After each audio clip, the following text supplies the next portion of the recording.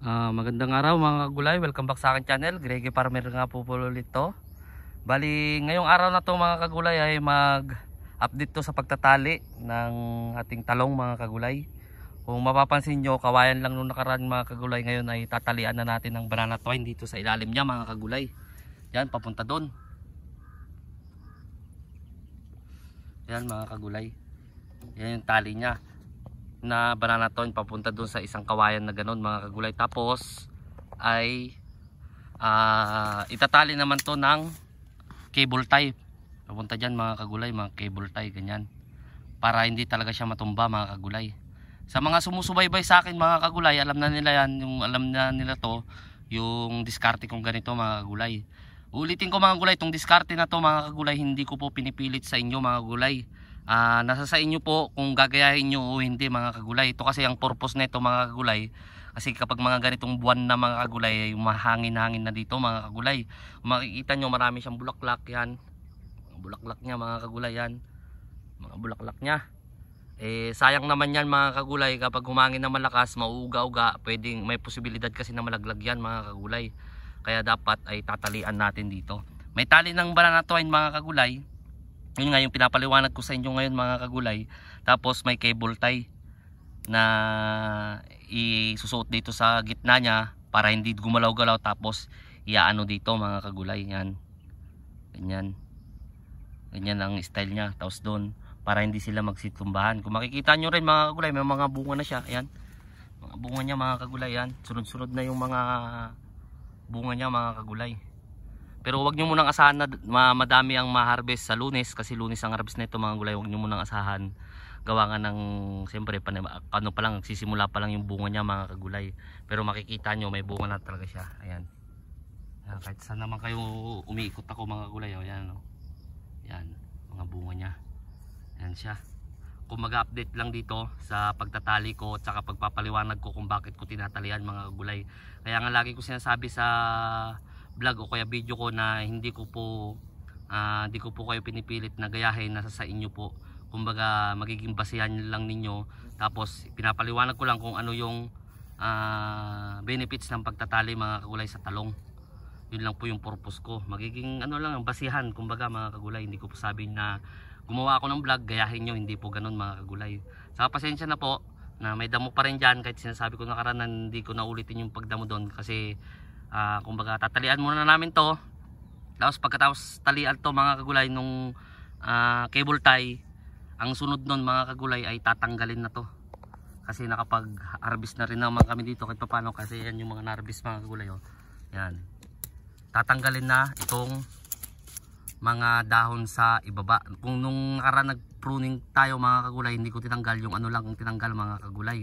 Kasi ang paliwanag naman doon, kasi hindi pa ganito kakapal nung makaraan mga kagulay, paliwanag naman doon yung ano, yung gagawin niyang pagkain kapag nag-abono ka. Siyempre pa-process niya sa dahon yung gagawin niyang pagkain. Siyempre wala nang sanga, maipupunta pa niya doon sa taas mga kagulay. Pero ngayon makapal na siya sa taas, kaya pwede na natin siyang tanggalin. Kapag katapos magtali mga kagulay, tatanggalin natin ganyan. Yan, yan. Tapos di natin iiwan dito sa baba para malinis talaga dito. Ang ano naman noon, papaliwanag ko naman sa inyo mga gulay. Ewan ko, ibang paliwanag sa iba. Sa akin, para sa akin mga gulay, para malinis sa ano, sa ilalim, para yung hangin tagusan lang siya mga gulay. Importante kasi yun sa mga halaman, yung magtagusan yung ano, yung hangin mga kagulay. Yan, ganito kasi ang itsura niya kapag hindi ko tinanggal ng ganito. Ganyan ang itsura niya mga kagulay. Siyempre kapag mag-spray ka, halimbawa may mites o kaya kung ano mang insekto nasa ilalim ng dahon, kasagaran, ay hindi mo matatamaan yung sa pinakailalim katulad nito. Yan, oh, may punggos nga mga kagulay, oh. Ito punggos to. Kaya ako nasabing punggos mga kagulay kasi may dark spot siya, yung mag-yellowish siya mga kagulay, punggos yan. Kaya kailangan na rin natin mag-spray kasi matagal na tayo hindi nakakapag-spray ng fungicide.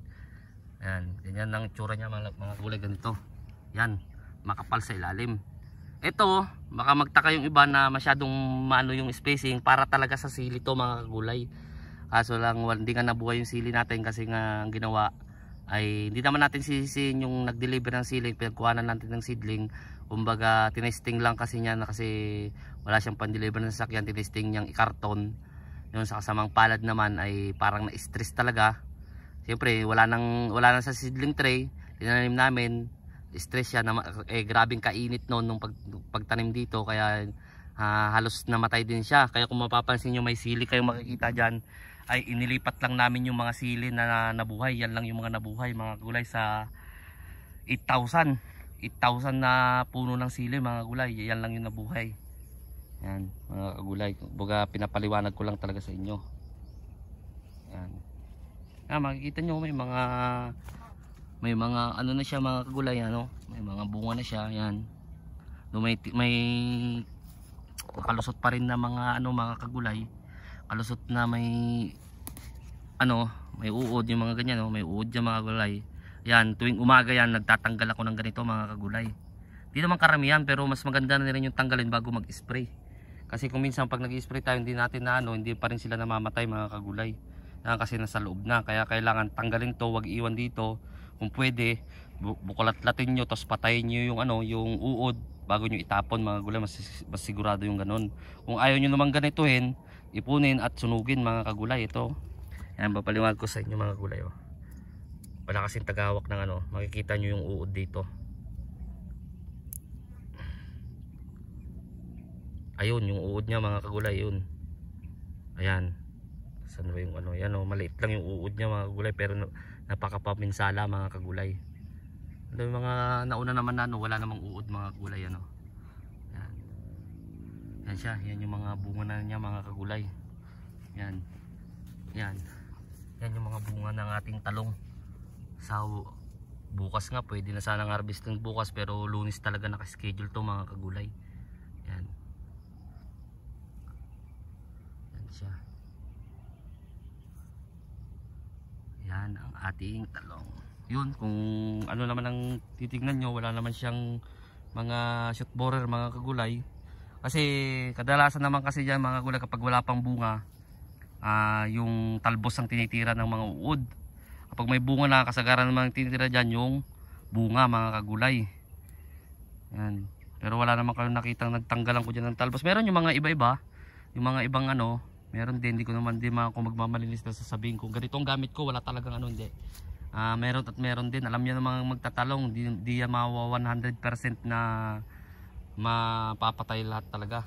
Yan, ang ganda na ng mga bulaklak niya mga kagulay. Marami na siyang bulaklak. Yan, sunod-sunod na siya mga kagulay. Yan, isang puno lang yan mga kagulay. Yan. Yan. Yan siya.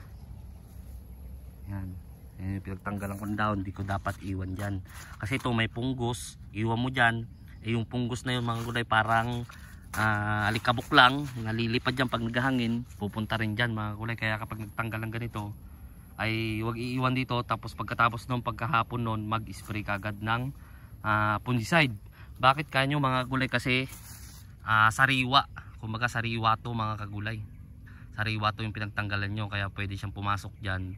Kaya dapat ay mag-spray kagad. Titignan natin yung mga ibang bunga mga kagulay. Dito tayo. Ayan yung mga bunga niya mga kagulay.